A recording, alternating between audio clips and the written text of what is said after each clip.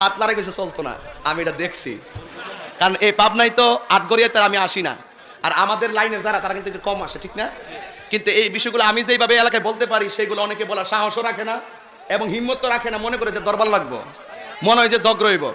তাহিরি ঝগড়া লাগাইতে আসে না, ঝগড়া ভাঙতে আসে। তাহিরি অনৈক্য সৃষ্টি করতে পাবনা আসে না, তাহিরি ঐক্যবদ্ধ হওয়ার আহ্বান করতে আসছে। আর বহু ধাক্কাধাক্কি হয়েছে, এবারে ঐক্যবদ্ধভাবে ইসরায়েলের গোয়েন্দা বাহিনীর বিরুদ্ধে রুখে দাঁড়াতে হবে। তুমি বলছো জিয়ারত চলবে না, রাখো। আপনি বলছেন জিয়ারত চলবে না। জিয়ারত, আমার রাসূল কবর জিয়ারত করার জন্য জান্নাতুল বাকিতে যেতেন। তো কবর জিয়ারত করা যদি জায়েজ হয়, তাহলে আল্লাহর ওলির রওজা মুবারক জিয়ারত করা জায়েজ হবে কিনা? হবে কিনা? জিয়ারত করা সুন্নত, জিয়ারত করা কি?